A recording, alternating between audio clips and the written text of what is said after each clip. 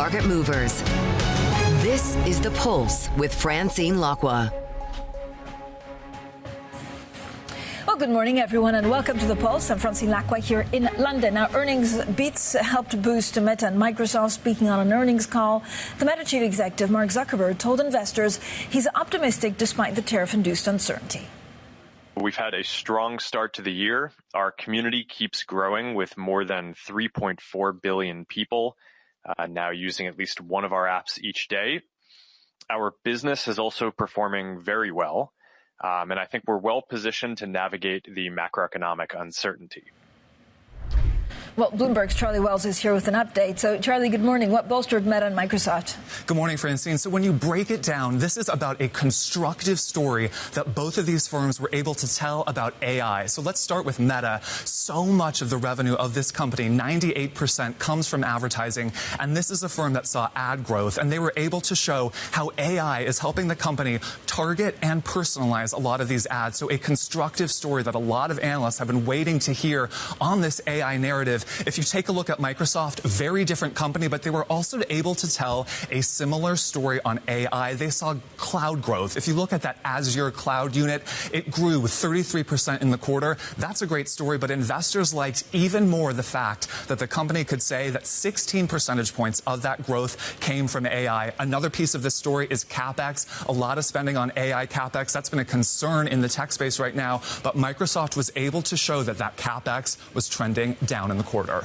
Charlie, you've also seen or heard quite a lot about possible succession at Tesla. What do we know? We certainly have. So the chair of the board of Tesla has pushed back on a Wall Street Journal report that members of the board had contacted executive search firms to look for a successor to Elon Musk. Succession at Tesla has been hot in the news, with Musk himself saying he will be pulling back from work in the Trump administration to focus more on Tesla. But the board chair said that these rumors were false and that the company has full faith and confidence in Musk.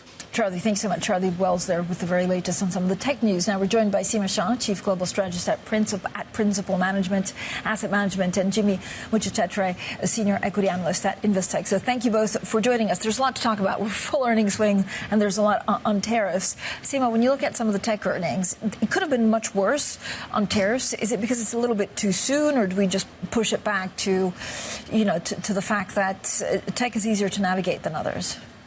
So I think there's a bit of both. I mean, the ones that have actually already released their earnings are the ones which are probably the ones which are less susceptible or vulnerable to the tariffs. So you have to keep that in mind. But certainly, it's also pretty early days, just as we're seeing in the hard data, as we've seen across the entire board for earnings. It's still really early for you to see a kind of a clear impact of any economic concerns or political concerns. Now, having said that, though, there is still a really important secular discussion which has been underway. It hasn't really been tested. What's been interesting in the last couple of weeks is that after such a significant re-rating in the tech stocks, there was already growing interest in saying, well, look, we still believe in the long-term discussion. And, of course, the earnings releases that we've seen is going to add, reinforce some of that slightly more positive narrative. Jimmy, what do you see in equities? Again, we're kind of like maybe halfway through, maybe three-quarters of the way through of earnings, and there's been real hits and misses. Yeah, I think that's the best way of describing it. It has been a mixed reporting season thus far. I mean, it's interesting. When we came into the earnings season, we were saying the number one thing to look out for is guidance. And we've had a wide range of guidance from companies. Some companies have pulled guidance, General Motors, UPS, Coca-Cola, etc. Others have maintained guidance, and some others have even raised guidance. But what we've seen is that many companies are incorporating the impact of tariffs based on what we know today, with the caveat that things might change, and we know that they could change at any point in time. Yeah. And Seema, I mean, this goes also through the data that we're expecting this week. I guess if you look at global, market perspective, we may have to wait a little bit longer to have the tariff impact, where there's still a big question mark, actually filter through the real economy. Yeah, absolutely. I mean, the hard data has obviously been pretty strong, and the soft data is telling us that there's some weakness coming. I think what's interesting, though, is that, there's a lot of uncertainty, which, of course, is weighing on people and companies' plans. And you can see that with they may be freezing hiring, but they're not going the whole length to actually moving to firing. It's because they don't know what still stands. The risk is that the longer this uncertainty extends for, then you actually accelerate the impact. Now, from our perspective, we are thinking that actually the hard data doesn't weaken maybe until you're late into Q3. there is that growing feeling. So it could be some time before we actually see some clear evidence of what tariffs are really doing to the real economy. Okay, this is Donald Trump actually speaking on GDP. Core GDP, and this is, you probably saw some numbers today. And I have to start off by saying that's Biden. That's not Trump, because we came in on January. This is quarterly numbers. Let's give us a pass on the first month. We were sort of getting a little bit used to things. I mean, talking about core GDP sounds like a Bloomberg professional. I mean, but the U.S. recession odds have spiked, Seema. They have spiked, and it's interesting that he talked about the Biden economy. Actually, he's got a pass on that because it was all about the pull forward of importing tariffs, which actually pushed down the GDP, and actually consumer spending was fairly strong. But absolutely, recession odds have spiked. From our baseline perspective, we think that the U.S. economy could skirt recession. The reason we think that is because balance sheets across households, corporates have been very strong, and the hard data has been telling us that actually in Q1, fundamentally, the U.S. was pretty strong.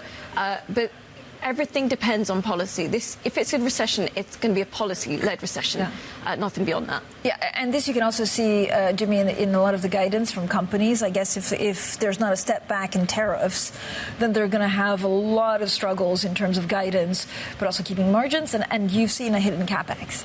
Yes, 100%. I think what you've seen is, as Seema has just said, if you look at the latest Atlanta GDP now, estimate is 2.4% as of yesterday. So it's not going to be an impact in the near term. But what we are seeing is that companies that are really strong in terms of pricing power, intangible assets, they are able to ride through the tariffs much better. So it'll be interesting to hear tonight when the more hardware-related names, such as Apple and Amazon report what they say, because Microsoft, Google, and Meta, they don't sell much in terms of hardware. Jimmy, what's been priced in actually in the markets? Because there's been huge moves, but they're pretty much flatlining. And I don't know whether that's on hope that tariffs will be taken out, or whether there's just hope on AI and that revolution, or what are they thinking? I think it's a little bit of both. I think a lot has been priced in. That's why we've seen huge moves to the downside and huge moves back up. But what we are seeing is that the shock factor is lessening over time, right? So if we have announcement of even more tariffs on China, that's going to have a much lesser impact on the market as we go forward. But the earnings season has been good in terms of calming down some of the markets and saying companies are putting in place strategies to deal with the tariff impact. So the companies I cover, for example, a lot of them have said, we think the tariff impact at current 10% is going to be X million or billion, but we are doing these cost containment programs. We're shifting manufacturing here. We're doing some things to kind of flex our cost structure to be able to absorb that impact. And the best ones have been able to increase prices, the Hermeses of this world, the Louis Vuittons of this world. So, Seema, across some of the equity markets, is the U.S. the most challenged, full stop? Yes, I think it is potentially the most challenged. We're still yet to hear about growth-friendly measures coming through, whereas, of course, in Europe, we've already heard the good news. So, in a way, there's still some upside to come for the U.S., but particularly from an economic perspective, when we're looking across the numbers, with the exception of Mexico and Canada, the U.S. is the one that it could have a very, very significant economic growth hit. But it all depends on the trade negotiations with China. Europe, India, they help at the margin, but the really important one is going to be what they do with China. Yeah, and Jimmy, again, to that point, you're kind of breaking it down sector-wise, right? So it's the ones that have pricing power, the ones that don't. Who are you most worried about sector-wise at the moment? Oh, the ones that are exporters, those are the big ones that will be impacted by trade tariffs. And the ones with the lowest gross margins, So retailers will be very, very impacted, for example. But, this is, speaking to what Seema has just been saying, the U.S. is what's called the VUCA economy. So a lot of volatility, uncertainty, complexity and ambiguity. And everyone is kind of in a pause right now during that 90-day period to see what deals happen. Yesterday we had reports that the European Union is approaching the U.S. with some remedies, and maybe that will get the ball rolling. But certainly in terms of many companies, they are in this pause period where they want to see where the ball is going to fall before they make any decisions that they can't reverse. What do I do with healthcare, and then we'll talk about the Fed? Yeah, healthcare is a beneficiary of that VUCA economy. It's a place where companies can hide. In fact, if you look at the reporting season so far, top of the pops is healthcare in terms of earnings growth. And in terms of guidance, we've had, again, a mixture. Some companies have cut guidance, some have adjusted guidance, and some have even increased guidance. But you look at Novartis, AstraZeneca earlier on this week, very, very strong guidance being given there. Boston Scientific, Intuitive Surgical. So the companies where they've got a lot of innovation coming through, they continue to retain that pricing power, which helps them push through this period. And Seema, so if the consumer in the U.S. actually starts getting hit like third quarter, around maybe the end of the third quarter, does the Fed wait until then to start cutting interest rates? I think, unfortunately, they do. They're in a tough spot at the moment. So just as we're all struggling with all the uncertainty of not knowing exactly what the next headline is going to be, that's the same for the Fed. And at a time when the hard data is still fairly strong, and you have inflation above target, there's such potential for a policy misstep that they have to tread really carefully. So I think that they need to see the data start to weakening. Obviously, tomorrow's payroll report is going to be particularly important. It's a random number generator sometimes, but hopefully it will give us some inkling. From our perspective, we had been initially expecting the Fed to start cutting rates in June, but the strength of the economic data probably means that you're looking into Q3. And then, of course, the later that they leave it, the chances are that they'll have to do more aggressive moves. So I think a lot of stuff is still in flux. 4 cuts, it's possible, but it really now depends on what timing is, and the market is going to respond to that too. Yeah, and what do you do with fixed income? Again, it's been behaving, differently, I would say, maybe in the last 5 to 6 weeks. Very, very differently. I mean, so much volatility, and the narrative keeps shifting. From our perspective, short duration fixed income is probably your safest area to be sitting. We are expecting the Fed to cut rates, so there will be some, at worst it's going to be pinned where it is and not much upward movement. The long end is really where the concerns, I think, are likely to persist. Concerns around the debt numbers. The discussion around Fed independence has gone for now, but I can expect that if next week the Fed doesn't cut, as we expect, there could be an opening for some more criticism. And that volatility, I think, is still going to play out on that long end. Yeah, and Jimmy, I guess there's just a lot of consideration, right, for investors to take in line right now. I don't know whether you worry about liquidity or some of just the market functioning and what clients should be doing right now. Yeah, I mean, in terms of the market functioning, I think the market has functioned really well during all this period of volatility. We haven't had any stop calls and any dislocations coming to the fore. But in terms of what investors can do and what we are doing, our watchword right now is risk management, right? And that comes in many different shapes and forms. But generally speaking, holding strategic cash reserves, not as much as the famed emerging market investor Mark Mobius at 95% in cash, but holding some strategic cash reserve to be able to take advantage of some of those big market moves down, but also being more diversified, whether across sector, geography, or even within companies as well, but also looking at other asset classes. So, we are using our full toolkit to be able to make sure that our investors are protected during this time. So how again, the difficulty is recalibrating a portfolio with all the uncertainty. It's not even risks. It's it could really go either way. It could. And I think the key is that you still need to remain invested because, as we saw, the market can turn on a dime and you don't want to be caught sitting on the sidelines when the market turns. So it's taking a prudent approach. And we think that this kind of market is where active management really comes to the fore, and that's what we're doing.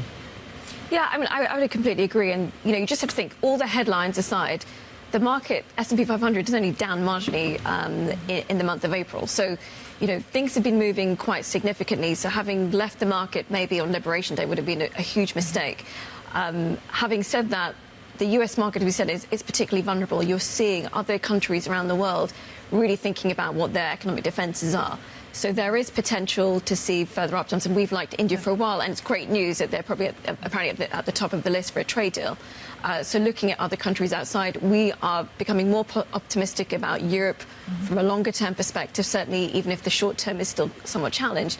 And then, to Jimmy's point, having that diversification not just across regions but across asset classes.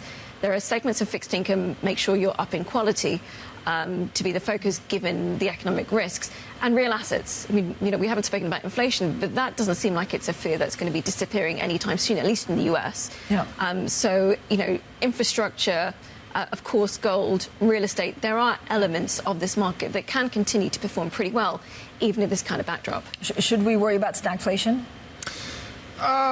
We've worried a lot about stagflation. Yeah. I don't think we've really seen it come to the fore. I think many companies are quite resilient and are able to make money whatever the environment is. So, we will get short-term volatility, but over the long term, they will be able to adjust and, continue to play to the environment.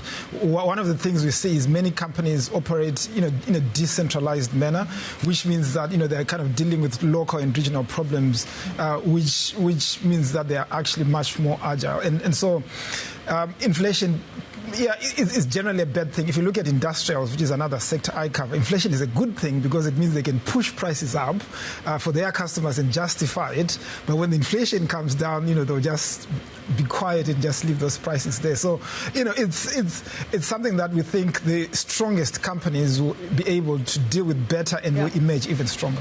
Okay, thank you both for joining us. Seema Shah, Chief Global Strategist at Principal Asset Management, and Jimmy Muchechetere, a Senior Equity Analyst at Investec. Now, coming up, after fraught negotiations, the U.S. and Ukraine signed a minerals deal. So we'll have the details next. And this is Bloomberg.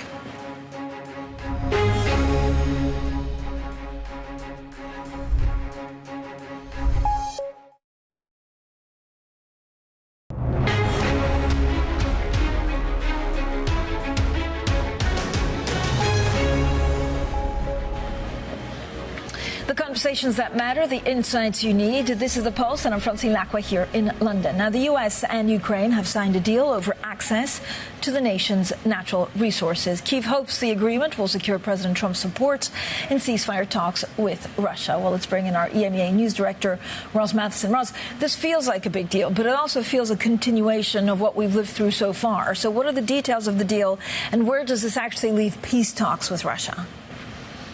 Well, it is a slightly revised version of what we've been talking about for some weeks, and this is a special reconstruction investment fund that's jointly managed by Ukraine and the US, but where the US gets basically first claim on any profits that go into this fund, and ostensibly that's to repay the US for any future military contributions that they make to Ukraine. And these will be licenses issued for new projects around critical minerals, oil and gas. Of course, there's a lot we don't know exactly about the resources that Ukraine has, and certainly how proven they are and how accessible they are, but it gives the US an economic stake in Ukraine. And the US would argue that that's a sort of security guarantee of sorts because it involves the US in Ukraine's future, but it's not a hard military guarantee. There's nothing in this that requires the US to come to Ukraine's assistance down the track militarily, and it's very unclear exactly what future US military assistance for Ukraine may look like, if at all.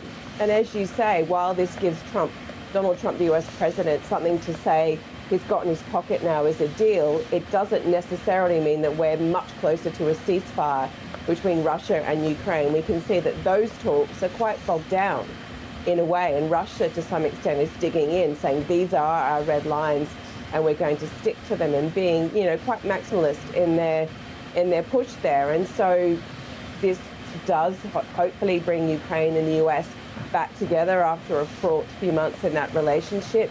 The question is, can you leapfrog off this towards a proper ceasefire, and where are those talks going? And meanwhile, Ross, Donald Trump also appears to acknowledge the riskiness of his tariff plan. Is that a turning point, or is just, a Trump undeterred but with a bit of realism? Well, it does seem to be that he recognises there's a bit of a perception issue around his tariffs. Of course, he came in promising the American people he would bring manufacturing back to the US, jobs back to the US. He would make the US economy strong and vibrant again. And, this is the key part of his message to the American people. What seems to have gone a little bit awry for him, of course, is with all this policy changing around tariffs at the last minute, a lack of clarity about implementation, what they actually mean, and the impact on the US consumer, on US companies. That's showing up in sentiment concern in the US economy and in data and in the market. And a sense from Donald Trump that he realizes first and foremost, perhaps as a CEO type president, he's got to sell his tariffs a bit more to the American people. So the message is sit tight. It could be a bit bumpy for a bit, but this will in the long term, at least the way that he sees it, fit his goal of making the US economy stronger. So he does seem to recognise that there's been a bit of whiplash for US voters, for the ordinary American in all of this, but he still seems to be determined to push ahead with his tariff policy regardless. And, you know, we're looking to see, does he actually get any trade deals out of this? Ros, thank you so much. Our EMEA News Director there, Rosalind Matheson. Now, Bloomberg also understands that the EU is planning to share a paper with the U.S. next week to kickstart trade negotiations. Well, Kevin Whitelaw, our Brussels bureau chief, joins us. Now, Kevin, first of all, so good to see you in London. Yeah. There's also talk, of course, about a London-European rapprochement. But what actually could be in this proposal between the EU and the U.S.? Well, you know, the EU has spent a couple of weeks trying to figure out what exactly Trump is even looking for as they try to figure out a way to avoid these tariffs. And so they've come up with what they think is a package of both tariff and non-tariff related proposals that are aimed at easing whatever sort of barriers that may exist between the U.S. and the EU on trade. It's a slightly moving package. We're still trying to figure out the exact shape of it. But the idea is to make an offer. It would include LNG purchases. It would include a handful of other incentives that would be aimed at saying, hey, let's do all these things and let's avoid the worst of this trade war. It's not at all clear that this is what Trump is going to accept, and it's not at all clear it's going to be enough for him. And so at the same time, they're also, you know, preparing and keeping in place these various retaliatory measures that they have. And so there's this 90-day pause that's we're in the middle of for a set of retaliatory tariffs. There's other steps that the EU can take as they try to, you know, react to it if it doesn't go away. So they're trying to do this two-track approach, hoping that there's going to be a deal, but getting ready if there isn't. And I say that I think we're getting the sense in private that there's increasing concern that the U.S. may be not really interested in making a deal that's going to get rid of the bulk of these tariffs. Okay, interesting. At the same time, and we heard, I think, the first real speech or interview of Kamala Harris. And what's interesting, we were hearing also Donald Trump earlier talking about core GDP. I mean, he's trying to blame even the market turmoil on the Biden administration, and Kamala Harris is pushing back. That's right. I mean, you know, she called it a man-made economic crisis, and obviously, you know, a lot of this is about the tariff plan. And so she did lay out that case. We hadn't heard from her for a while, so this was sort of her reemergence on the stage. But somewhat interestingly, she did it in California, not in the East Coast. So she did a pretty late night for the East Coast audience.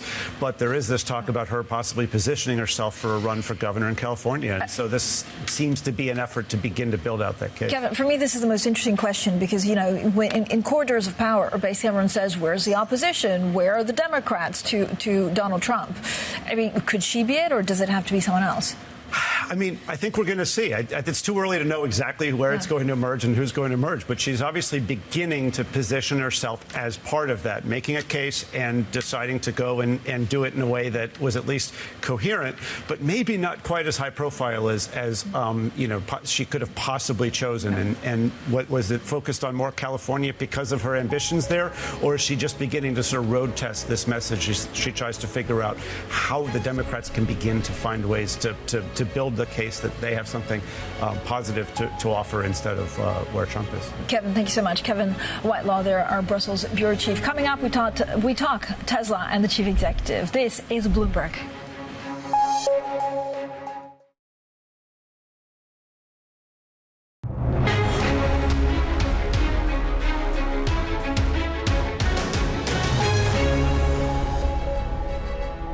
Good morning, everyone, and welcome to The Pulse. I'm Francine Lacqua here in London, and these are your top stories. Now, big tech stocks jump on better-than-expected earnings as Microsoft and Meta brush off tariff concerns. Well, Tesla denies a report that it was looking for a new chief executive, with the board insisting that it's highly confident in Elon Musk. Plus, days after that Vatican meeting between the U.S. and Ukrainian presidents, the two countries sign a deal giving Washington privileged access to Ukraine's natural resources. So the NVIDIA chief executive, Jensen Huang, said he'd like the Trump administration to change regulation for exporting artificial intelligence technology from the U.S. to the rest of the world. Well, he spoke to Bloomberg's Anne-Marie Hordern and other reporters on the sidelines of the Hill and Valley Forum, a gathering of tech leaders and U.S. legislators.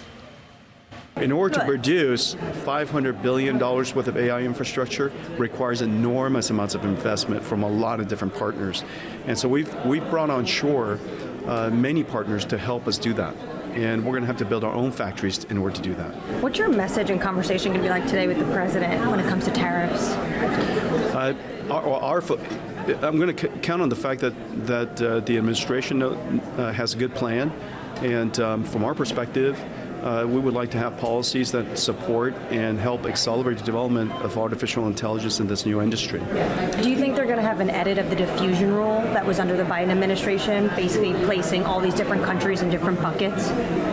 Well, I'm not sure what the new diffusion rule is going to be, but whatever it happens to be, it really has to recognize that the world has changed fundamentally since the previous diffusion rule was released.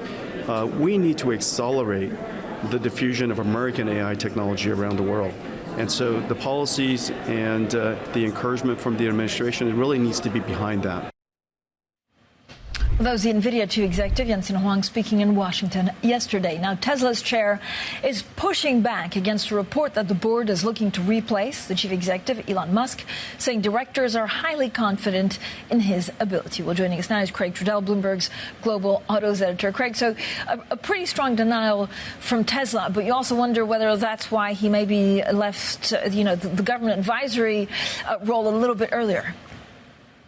Robyn Denholm, the chair, coming out and calling this absolutely false. But I do think, if you read the journal story closely, they acknowledge that, they don't have information about the current state of affairs in terms of whether a search is ongoing. But this notion that, about a month ago, according to the journal, they reached out to search firms, it is pretty remarkable. I think it may not be surprising at any other company that, happens to have its CEO, spend, 6-7 days a week, in Washington and in Florida with the president of the United States and not with the company. But, for Tesla, they have given Musk this incredibly long leash for years now and allowed him to be a part-time CEO. And yet, been able to really, of course, succeed in building this highly valuable company, even despite the fact that he is stretched thin and across so many, enterprises. And so for the board to initiate this process, I think speaks to just how much concern there is about how much time he's been spending, in his government position and, what the sort of unintended effects of all that work are for Tesla and its position trying to sell cars to people. Craig, so I love, first of all, the headline. I'm going to give a bit of a teaser to viewers, but the headline of today's big take is basically rockets, Teslas, and a giant head. What's the focus of it? Yeah, the giant head alludes to this massive statue of Elon Musk's face. And, if there's anything that we've learned over the last year, it's that he has some thoughts about the way the world should run. We will now sort of, get a taste of maybe of that in action in a tiny village called Boca Chica, Texas. It's this, area on the very southern tip of the state along the Gulf. SpaceX will turn this, place into Starbase officially, and have a few people close to the company running the local government. And we know that Musk is a pretty impatient guy, wants to just launch one rocket after another, and in incorporating this place as Starbase and installing people who are close to the company, one would think that he'll have an easier time doing that than he even has up to this point.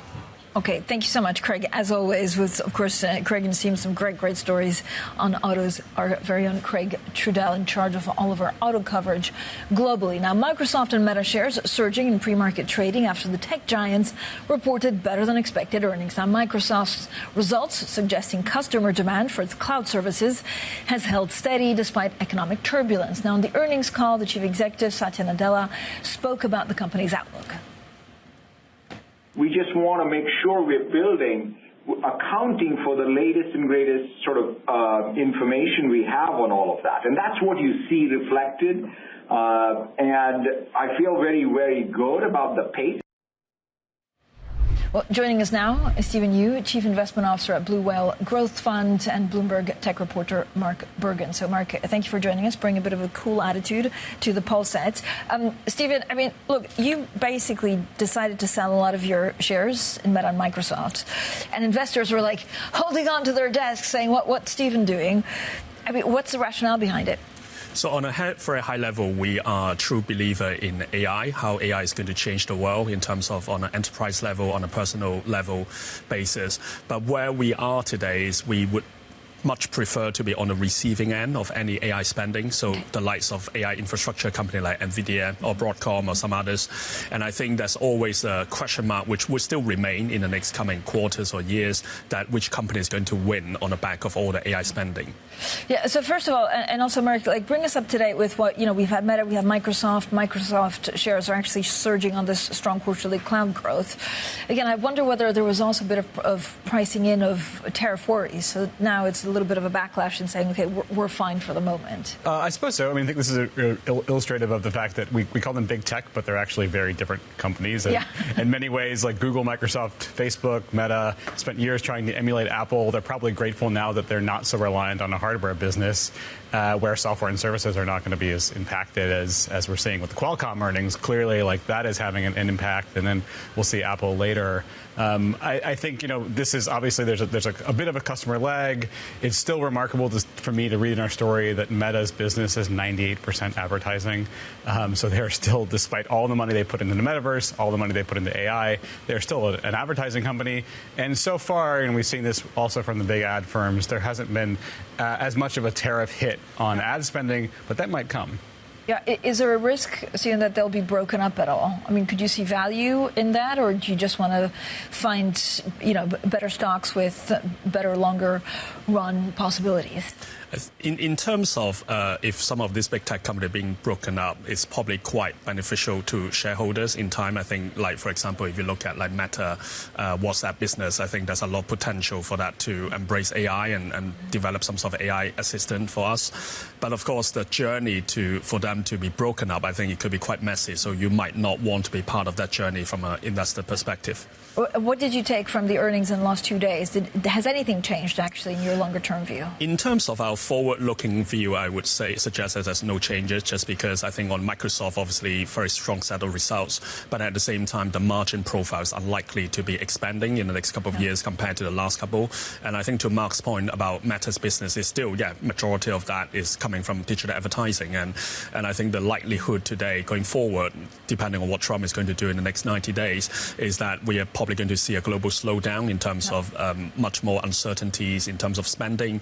And of course, everything is interconnected in a way that the conversion rates from advertiser perspective could be impacted. So, and then when you marry that with the AI benefit that maybe Meta is going to generate, it's probably going to take some years or quarters to come to offset the headwind on the top line. Mark, what's Qualcomm's way forward? Reverse the tariffs? I don't know.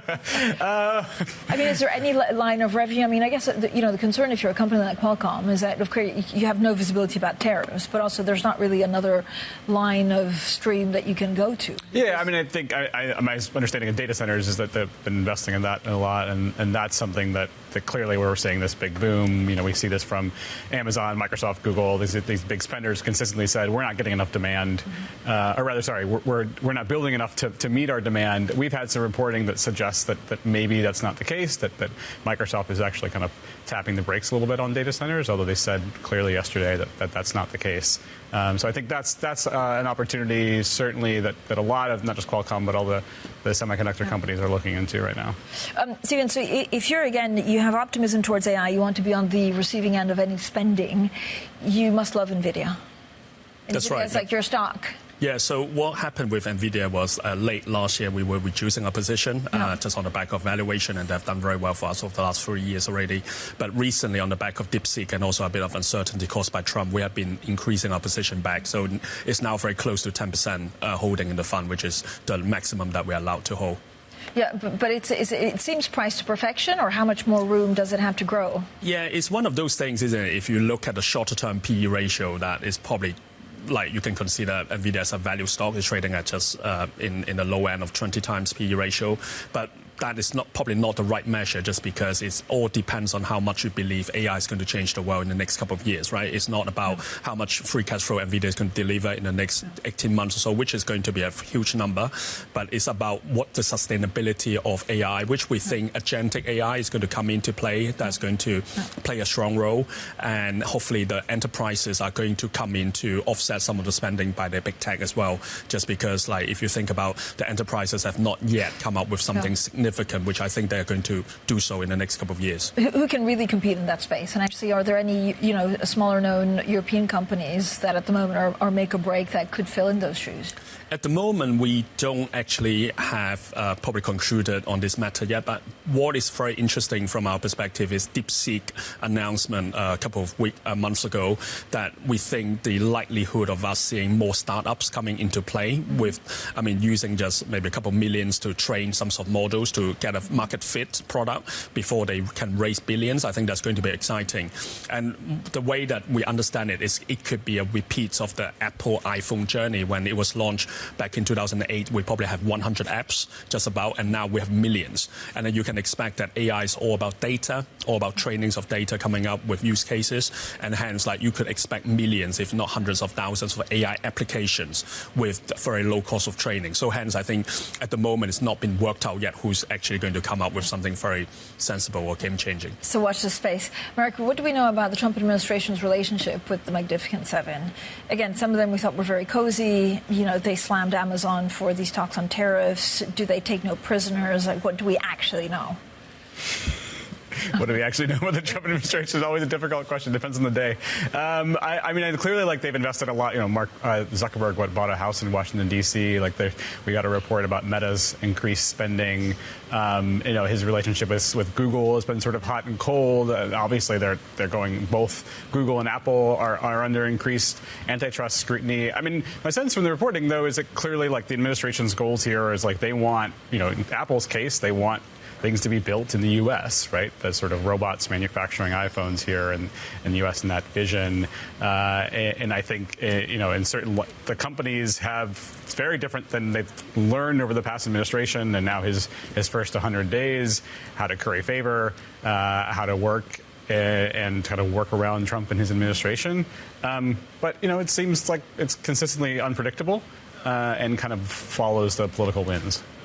And Stephen, overall, you don't have only, AI-related stocks. You have quite a lot of luxury stocks. When you look at the tariffs and the turmoil that we lived through in the last 100 days, where do you want to be positioned? Where are you allocating capital to? Yeah, it's actually quite a tricky situation today, just because if you think about we're going to see a global slowdown or maybe a mini U.S. recession, a lot of things are going to be impacted. It's just a question about the relative magnitude of that impact, right? So what we have done over the last couple of weeks or so is we have been taking some position down, so including selling down Meta, reducing our luxury exposure, and we recently exited Nintendo, which they launched this Switch 2. Very exciting, but then it's going to cost consumer $450, which is not a small sum of money in light of uncertainties. But at the same time, I think there's certain opportunity sets like European defense and Leonardo that we owned, like, for example, other stocks like Philip Morris or even like Lam Research and some others. I think they are actually proved to be quite resilient and have done very well for us. See, what are we misunderstanding about AI the most? I know, some people think it'll have a huge impact on the economy, given all these shifts, also in the new global order and what, the Trump tariffs do if they stay in place. Are we forgetting or underestimating the impact of AI? In terms of how it's going to change the world, I think that we are definitely underestimating, just because a lot of people have said to me, I haven't actually seen much from AI yet. But I always want to remind those people, like, we have only been in that journey for 2 years, which is quite a short period of time. And hence, I think when you follow the use cases from a lot of AI application today, I think it's very promising in terms of direction of travel. But of course, the journey is still ongoing in a way that you just need to be on top of what's going on. And at the same same time, yeah, if you marry that with the tariff, with what China or Trump is doing to each other, it's all about the arms race between the two countries ultimately. So it's going to be like whether America is going to maintain the superiority in AI and versus China, which is trying to work something out themselves with very limited capability.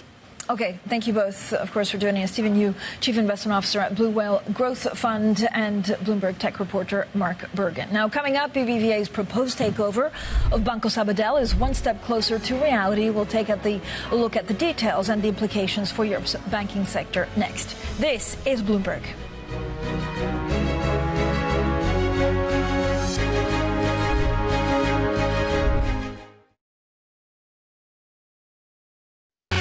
Season is here. European earnings kick into high gear. Beginning to gather a little bit of a momentum. Bloomberg is first to break the numbers. Netflix, Hermes, SAP as well. ASML reporting a big miss. With the smartest insights. Is it possible for the earnings story to dominate? Look at the resiliency behind the numbers. Earnings may even flip into negative territory. The volatility of earnings really matters now. It's like a marathon of earnings. Continuing coverage on Bloomberg. Context changes everything.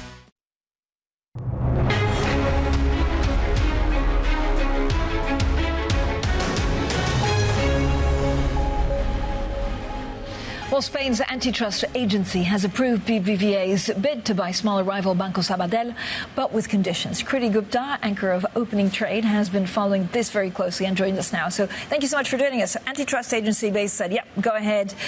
They did put some terms attached. How big a deal is this? This is a big deal because so much of this deal was hinged on this idea of leaning into BBVA's specialty, which is digital banking and digitalization. That means a lot of bank closures or branch closures, specifically in a part of the country that is dealing with a lot of kind of political turmoil, and that is Catalonia, the very area that Banco Sabadell has the majority of its presence in. So these remedies that have come with kind of this conditional approval from the antitrust authority is on the condition that not all of these branch closures are actually going to happen, simply to save and kind of prevent any kind of cannibalism of the actual banking services for small mid-cap companies, which is where Banco Sabadell really excels. But this is crucial as well because BBVA has an alternative motive for this, which is in addition to leading into their digitization, also having perhaps a little bit less exposure to Mexico, to LATAM, leaning more into Spain as well. And that's where they've gotten the green light.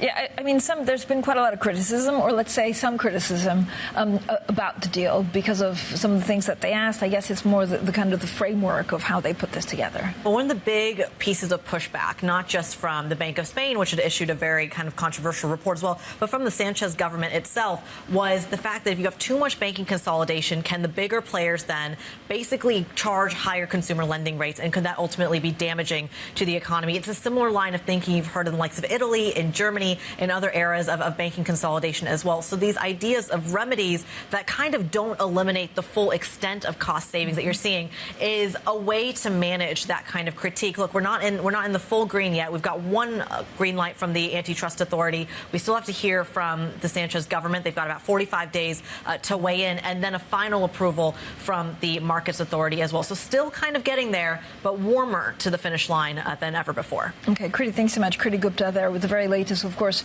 on BBVA. A reminder that Kriti's been speaking with the BBVA Chief Financial Officer, Luisa Gomez Bravo, as part of Bloomberg's Chief Future Officer series, and you can watch that now on YouTube.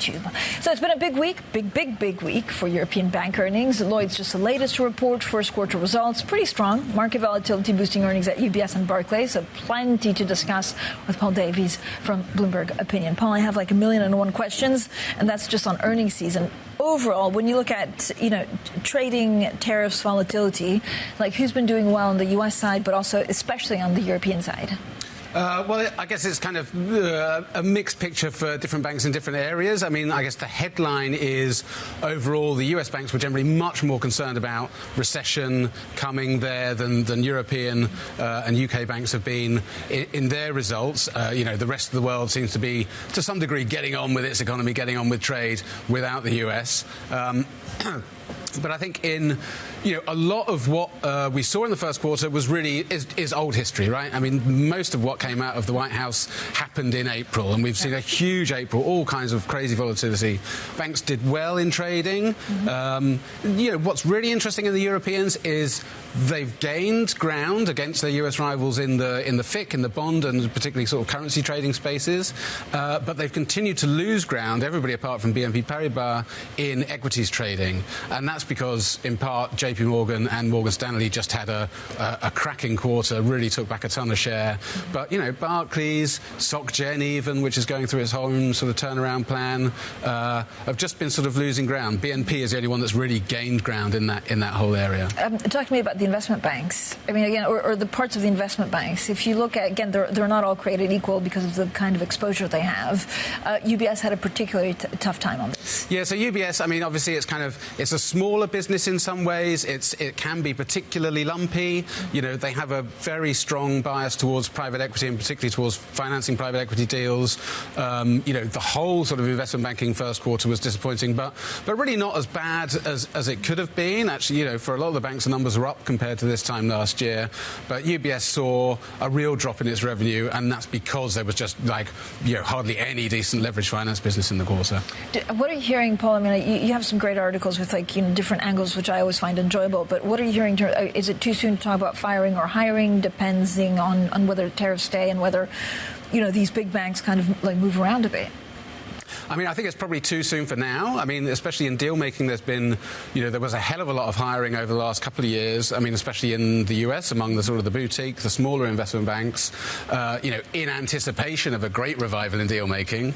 I mean, that could still happen. There's still an idea that there's a lot of pent-up demand, stuff to be done. I guess what really matters is what happens now with, President Trump's kind of single-handed global tariff war, and whether that starts to settle down over the 90 days since, whenever they announced the pause. But yeah, I mean, in markets as well, April has been, an absolutely fantastic month. There's going to be huge numbers out of that, but everybody is saying that people were repositioning, and now they're just kind of going to increasingly sit back. There's kind of a bit of fatigue, and so unless we get some clarity out of the US, everything in the market side is going to slow down a lot as well. But and as you wrote, I guess the Trump market chaos did specifically benefit, for example, Barclays and Deutsche Bank, just because of their fixed income trading.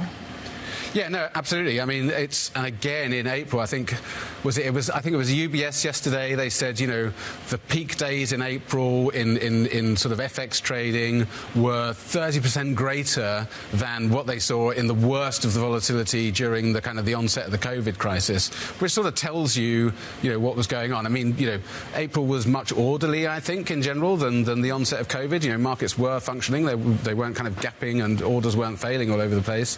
But that's 1 month, and everybody's adjusted now. People have assimilated the chaos to some degree, and now they're going to sit back and just try and wait for some better signals. So I love this rivalry that's ongoing forever and ever between European banks and Wall Street. And the European banks are saying, well, we could benefit at the margins, for example, from customers saying, well, I don't trust the US so much. I'm a little bit worried. I have a big pension to make sure that it's managed. I'll go to European banks. Yeah. And then the US telling you, just wait until, they start deregulating in the US. Then we're in charge.